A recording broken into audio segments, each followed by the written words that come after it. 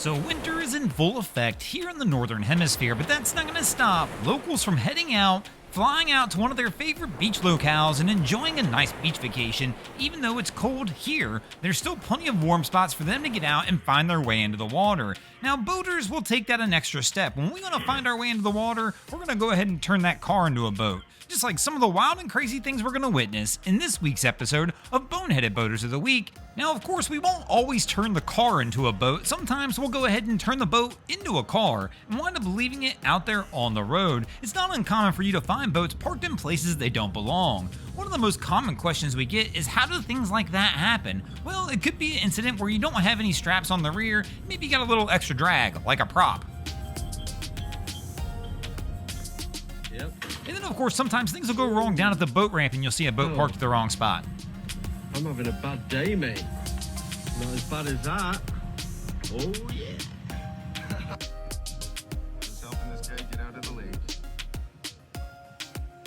Now, apparently this crew couldn't decide if they wanted to drop the truck in the water or drop the boat in the water, so they figure, why not? Let's go ahead and drop both. Fortunately, somebody was there to help them get both out at the end.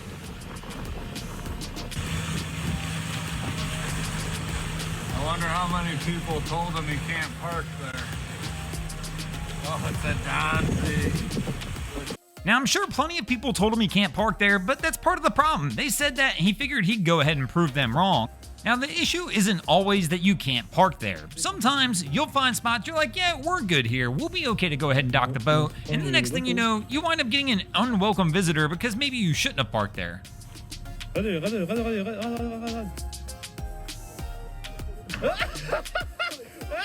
Now, what really confuses me on this one is it's not like this massive ship came out of nowhere. Somebody had to realize it was there. Somebody had to see there was a boat in their way.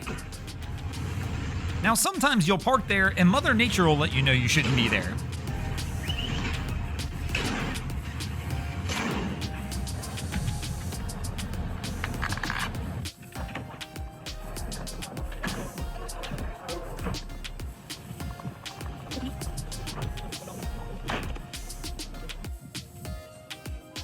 Y'all can't park that there. See, now you've tempted it, they're gonna leave it there, and it's gonna be there for a while. One of the problems with this is these derelict boats get left parked wherever they want, and somebody's gotta go get them. Well, BG, here we are. Another derelict and another day. The best part about this boat? Darling. He's got his priorities set, obviously. Well, at least if the Starlink's on the deck, it likely means that boat was parked above water, so at least it's easy to get moved out of the way if it's a derelict boat. The ones we really have problems with are the derelict boats that get parked under the water.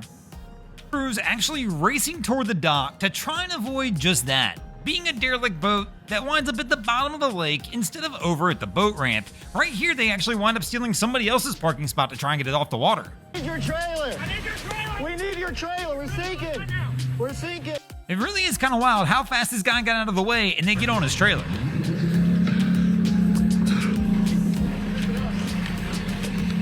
Now, we spend a ton of time down at the boat ramps, and I watch many boats sink over at the dock. I've yet once to see somebody actually try and pull this move and steal somebody else's trailer in a quicker effort to get their boat out of the water. Pretty impressive they came up with this, and it's just a fluke that the trailer worked and actually held their boat. And to top it off, the guy whose trailer they're on is cool enough that he's going to go ahead and pull them out of the water with his truck so the boat can drain. I don't know. I look back, water's starting to fill in the boat fast. We hop on pad, it just keeps filling and filling. Right. Stop. Pull. Now, unfortunately for this crew, they learned pretty quickly here exactly what went wrong. I bet they were hoping it was the plug, or at least after this, they were wishing it was the plug. Look at this. And over to the other side. Now, of course, that one could have ended up way worse. They could have ended up with a multi-million-dollar parking spot, kind of like this crew. This is the one that people often wonder as well, is how does something like this happen to a yacht like this? Obviously, there's no real drain plug you're going to forget. So typically when you see something like this go wrong, there's some sort of severe mechanical failure, letting the boat wind up drifting into a reef, or they wound up hitting something below the waterline, or even worse, they left a door open and one of the garage doors wound up taking on water. Not uncommon after something like that, you might see a scene like this.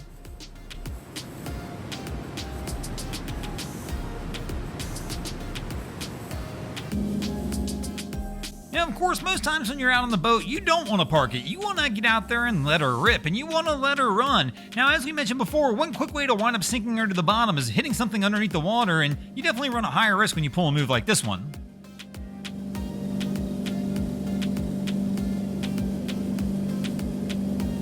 Now, you definitely don't need a boat to get out there and enjoy some time on the water. Sometimes if the situation sets itself up right, you might be able to do so on land, but definitely an increased chance while you're on land of hitting something below the waterline.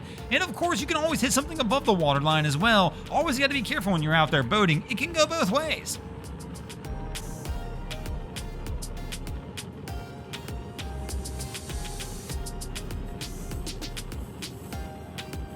Now, sometimes when you're out on the water, something below the waterline will let go, kind of like this crew's anchor's done, and they wound up drifting into this boat, but this really is a wild scene. They can't figure out how to get the anchor up. Somebody actually literally jumps off the other boat, right here, pushes one of the crew members out of the way. Watch, he's gonna move him, and he's gonna go ahead and cut their anchor line on his own accord, just so they can get this boat off of theirs and stop the damage that's being incurred from the two boats colliding. How would you feel if this was you? If you were out there and all of a sudden somebody just jumped on your boat and cut your anchor line? Now, don't get me wrong, I'm not saying he did the wrong thing, because this crew obviously couldn't get it figured out, but it is a little wild to watch. Now, of course, if you leave a boat parked somewhere long enough, eventually it'll be considered an abandoned vessel or even start to become a derelict boat that has to be removed from the local waterways. And even I often wondered what exactly happens when a vessel gets to this state, and in many situations it winds up on local governments having to hire people to come out and remove the boat. And in many cases, a lot of these vessels sit for long enough they become derelict and partially sunk. Then they have to be raised, and it costs even more money. But even after they get these boats pulled out of the water, the next question is, what do you do with a vessel like this? Well, in most cases, it winds up in a spot like you see here, kind of like going to the dump. And in some situations, it's an easy thing. They get out there, crush the boat, and move on. Other times, as we can see here, it can be quite the struggle to get these vessels broke down, which means they wind up taking up a lot of space. Now, you might think that this is not all that common of occurrence, but actually, it happens a whole lot more than you might imagine. Boats are very expensive. They're very expensive to maintain and to store. And what winds up happening is sometimes people will bite off more than they can chew, and they'll purchase a boat. The next thing they know, it breaks down and they can no longer afford to maintain it or keep it, and they wind up just leaving it on the anchor, and then somebody else has to pick up the bill. But thanks for watching, crew. I hope you enjoyed this episode of Boneheaded Boaters of the Week. If you ever see anything crazy happening out on your waterways, be sure to hit us up on Facebook or Instagram and let us know, and you might see your stories over here. Just like Adam Coolidge, 5 Putt, Dylan Rappaport, Joel Erickson, and Pig South Fishing did this week. And if you guys haven't already, go ahead and drop an anchor on the subscribe button here. If not, we're coming to steal your drain plug.